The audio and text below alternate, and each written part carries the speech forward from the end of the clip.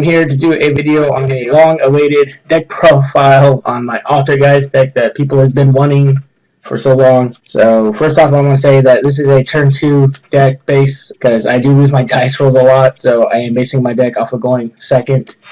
Also, I do not have my Infinite Imperience yet. I do want to pick them up. I'm in the process of trying to pick them up, so right now they do not run them. I will show cards though that I would take out to implement them once I do get them. And also, I am a Sky Strike hater. I am hating on the deck, so my deck is built to hate on that deck. I do not ever want to lose to the deck, so main cards in my deck are to stop the Sky Strikers. So that's the main purpose of me main decking them instead of side decking them, if you guys are questioning that. Moving on to this deck profile here, we're going to start off with the triple OG monster that I got here, which is the Multi-Faker.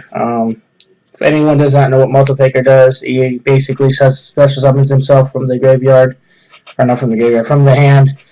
When a trap card is activated, that's why this deck will be trap heavy, so you guys can get the Multi-Faker off. You also will run some monsters to add him to hand, because the goal of the objective of this deck is to get him to hand. Without him, this deck would not be competitive whatsoever, so luckily we do have him, so now we can compete. Next, I'm going to be running Millisseek. Millisseek is really good to get Multi-Faker in hand. He's like one of the best monsters to basically run to get Multi-Faker to hand. His effect is when he sends to the graveyard, you can add any Multi-Faker monster from your deck to the hand. A lot of Altergeist players are opting to run Link Karibo. I am deciding not to run Link Karibo. I have other ways of doing it because I run a tech card that makes me not be able to run Link Karibo as much. So I will show you that at the end of this video here towards the extra deck of what I'm running instead of Link Karibo. And it's a better option too. So next card I got here, I'd be running 3 of the Malorenter. Malorenter is really good.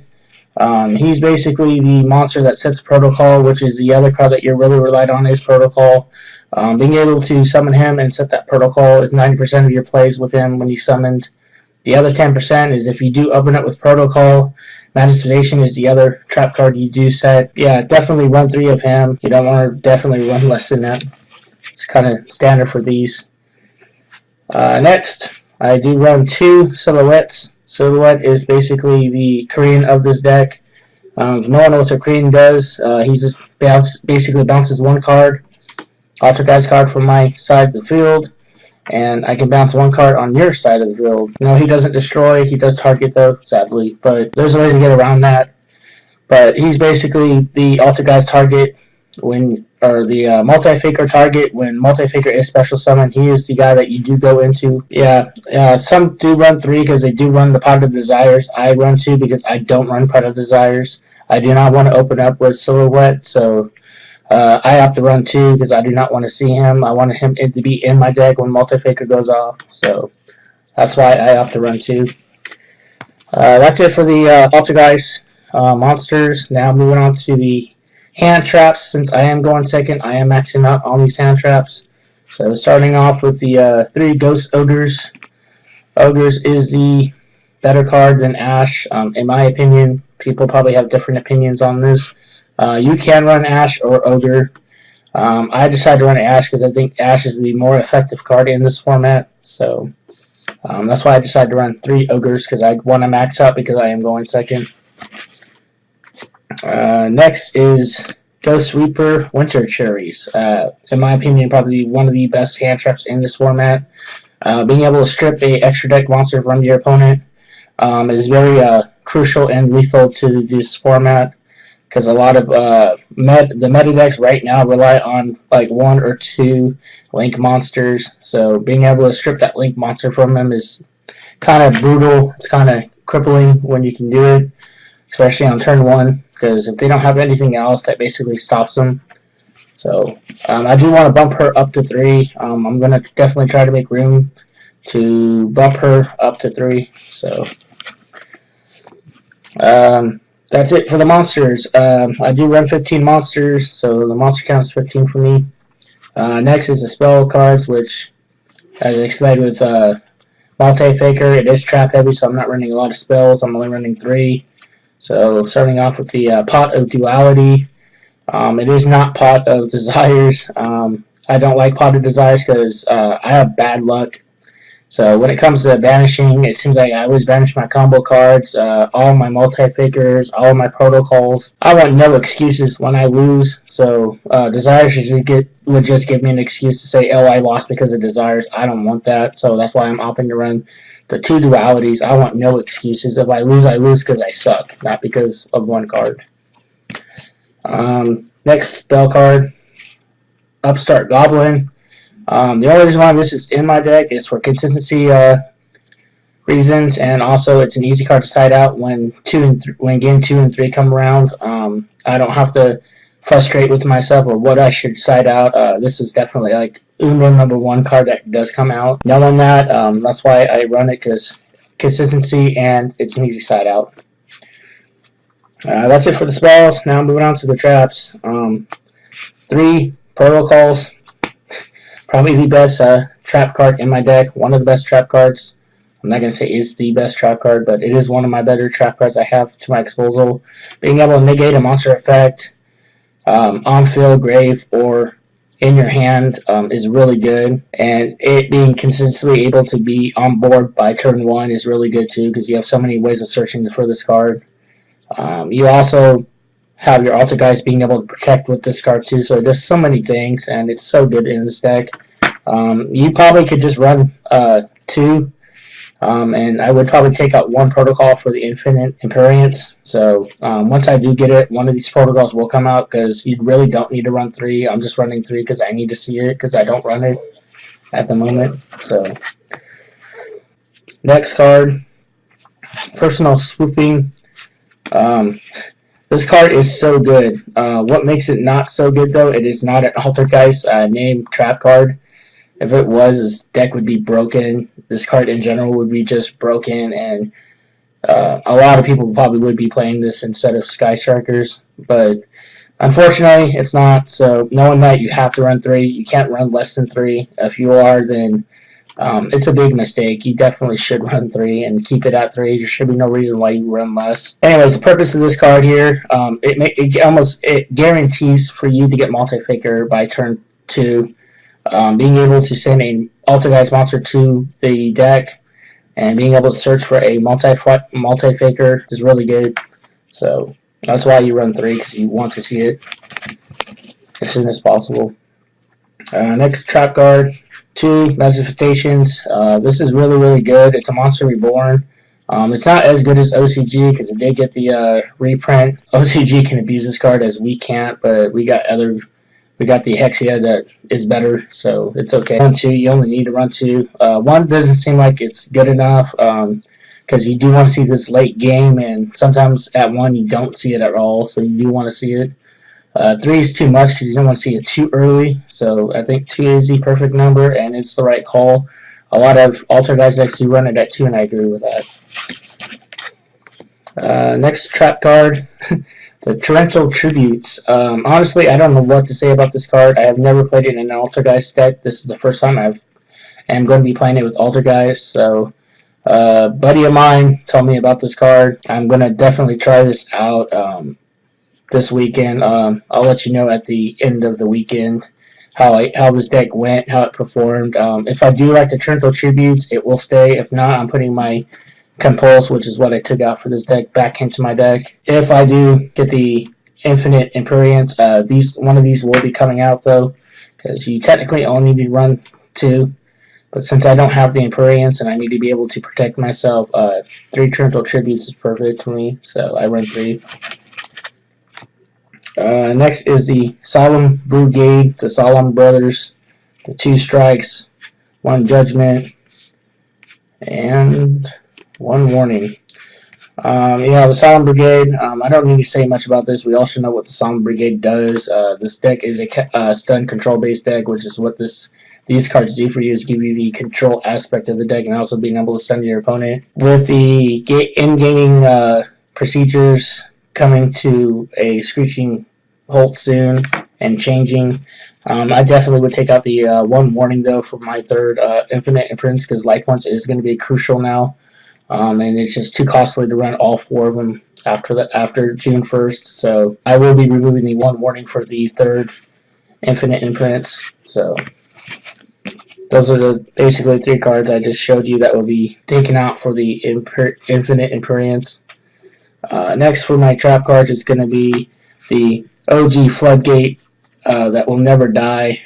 It will always see the light of day. Anti-spell fragrance. I've always had this since day one. I always believed in this Floodgate. And yes, I main deck it. I don't side it because of the Sky Strikers. The hate of Sky Strikers is real with me, so the force will be with me when this card comes to my main deck, and it is in my main deck. I do want to open up with this against Sky Strikers because it does slow them down. And throughout this video, you'll see how much I hate it because I put so much hate into the Sky Strikers and the cards I pick for this deck. So 3 anti-spell fragrances.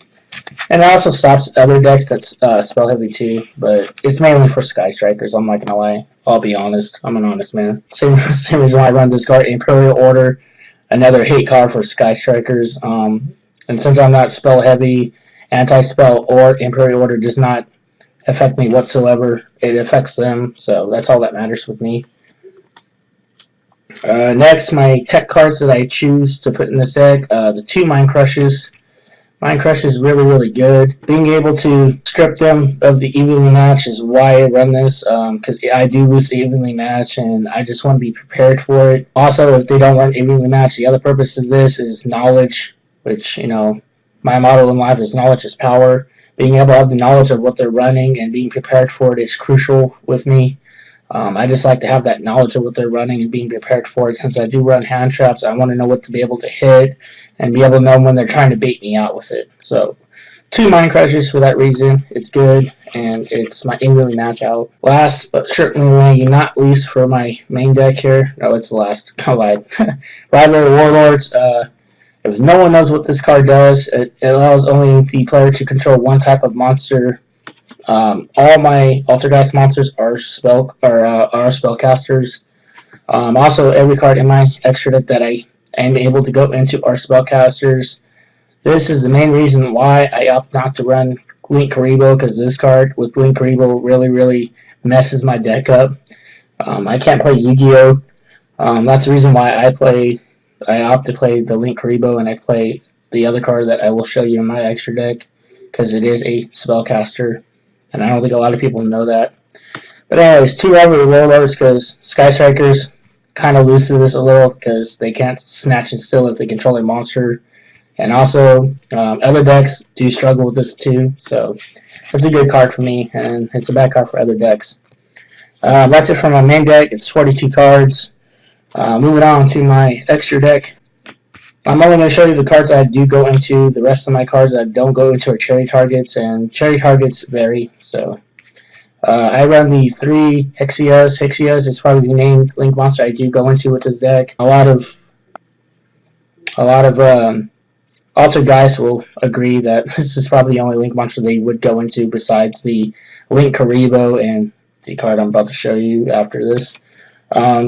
But yeah, 3 Hexias. It's kind of mandatory with this deck, because you need to be able to stun your opponent more. Next, the 1 Kegola. Kegola is kind of situational. It's a situator. You are able to go into it though, so if the situation calls for it, you definitely want to go into this, and you will be able to have it in your extra deck so you are able to go into it. Same with this next card here, Pride Banshee. Pride Banshee is the same thing, situational. When the situation calls for it, you want to be able to go into it. So Pride Banshee is basically a situational card. But, I mean, it's still good to have to your disposal when you need it, because if it's there, it probably will save the day for you. The 1 Nightmare, I do want to take this card out because it is not a spellcaster. It's one of my non-spellcasters I do go into sometimes, but 90% of the time I don't. I barely go into him. He's just a cherry target, because if the Nightmare NG is in my Abundance deck, I want to be able to hit this card late game, mid game. So, Phoenix. But if I ever do get a Link monster that's a spellcaster that I can get a hold of, definitely will take this out for it. Next, and certainly but not least, probably long-awaited Link monster. You probably wondering what I sub out for Link Rebo. It's this card here. If you don't know it by now, if you haven't figured it out, it's Claria and Rishkia. Rishkia, yeah, it's a spellcaster. I don't know if anybody knows that. If you do, then you've probably forgotten about this card. But it is a spellcaster, so you basically just throw your Seek to the graveyard, and it does the exact same Link Rebo does. Send Seek to the graveyard. That's the goal of this card. That's what this card is supposed to do, and that's why I run it, just so I can get Seek to the graveyard. That's it for my extra deck. It's 7. As I said, the other 8 cards are just once your cherry targets. I'm not going to show you this because your once your cherry targets vary through events and through your locals. So my locals is probably different than yours, so I don't want you trying to use the same winter cherry targets as me because my locals is different. But definitely just scope out your competition, figure out what they're playing, and then just build your other 8 cards around that. That's the only thing I can recommend for you. Next, going on to the side deck. Side deck's pretty spicy. A lot of cards probably I use is just to stop the side strikers and also the counters for my deck. Starting off with the Kaiju. Gamma Seal is the choice I make for the Kaijus because it is the weaker one. And Kaijus I choose because Silhouette can't bounce these guys, and I will always have a monster removal to my disposal because of that. So there's nothing wrong with running with the Kaijus, and that's why I run it, because I got spot removal for days, and I also can bounce these bad boys back to my hand. So 2 Kaijus. 2 Called by the Graves. If I had room, I definitely would side 3, but in my side deck, I'm definitely hurting for space, so I had to cut 1 out to make room. So 2 Called by the Graves. This has multiple purposes. One purpose is to stop winter cherries if it's ever used on me, and also hand traps if I don't have protocol. Ogre, because Ogre can't get around protocol, unfortunately. So if you try to ogre me, I'm gonna Call by the Grave. Also, if I see that you're really reliant on your graveyard and you have graveyard effects you need to go off, I can use this card to also banish this card. So this will be another side deck. Anyways, yeah. Call by the Grave, really good because it has multiple purposes, and I like cards that have multiple purposes. So, Call by the Grave at 2. Next, for my mirror match, Heavy Storm Duster. Heavy Storm Dusters for the mirror match, and also for back row hate that if you're running back row, I'm siding this against you. But the main purpose of me putting this deck is for the mirror match. So, Heavy Dust Storm at 2. Speaking of mirror matches, the Red Reboot, I'm sure I'm probably going to get a lot of people raising their eyebrows at this. Why would you run side the Red Reboot against the mirror match? Because a lot of people have been saying that's a big no-no. I just like the simple fact this card can be activated from hand. It has a surprise factor to it. If I had wiretaps, I probably would play test the wiretaps, but I don't have wiretaps. But I mean, I probably would run the Red Reboot even if I had the wiretaps because I like the surprise aspect of it. I like being able to reboot the reboot from hand, so they don't know I have it, and I can always try to fake them out by thinking that I have reboot. So, psychology-wise, I think this is the better card for me because I like to play a psychological good game sometimes. So, it gives me another reason to fake people out, and it's a good card to do so too because you don't know when it's coming. Next, the more hate for the Sky Strikers here. Mistake and Arrest. Mistake and Arrest is a good card if you see that your opponent is searching a lot. Sky Strikers do search a lot, so I will side this against them just so I can have another round against them, another turn against them, so I can be able to stun them. So definitely Mistake and Arrest, very good side deck card against the Sky Striker matchup. If it's not, then it's not, but I highly doubt it's not going to be. It is. Anything that stops him from searching, I think, is a really good thing. So, Mistake and Arrest. Wish it was a trap card, though. That would be the only drawback it's a spell. Next, the best side card against him, in my opinion, for my deck. This basically gives me game 2. When I cited Spell Village of the Spellcasters. Yes, I hate Sky Strikers. I have already said it, and this should be proving it. Most of my side deck, main deck is against them. Game 1 is important for me to win against them because if I side this game 2, it's auto win for me. GG. No more for you. Good game. You can frown upon me. You can hate on me. You probably hate me as much as I hate your deck, so it's okay. I think it's an even exchange here. So, secret spellcasters or secret village of the spellcasters. Only purpose is for Sky Strikers. If I see that you're relied on your spell cards, definitely will side this against you too. But that's the only purpose. It's just Sky Strikers. I'll be honest. I'll just be locked out if you run a lot of spells, and I can stop you. Yeah, that's it for my deck here. Extra deck, side deck, main deck. Yeah, if you like what I'm doing here and you enjoy what I'm trying to do, which is kill the Sky Strikers, then hit that like button. And also leave a comment below and tell me what you guys think. If you guys agree with my deck choices of me stopping the Sky Strikers, if there's better cards I can use to do so, let me know, because everyone has really good opinions, so I would love to hear them. Also, if you haven't already done it, subscribe to my channel. You guys can enjoy my content and also hit the notification so you guys know every time I upload a video and you guys hear that ding. And I will talk to you guys later on my next video. So I hope you guys have a great day. Bye.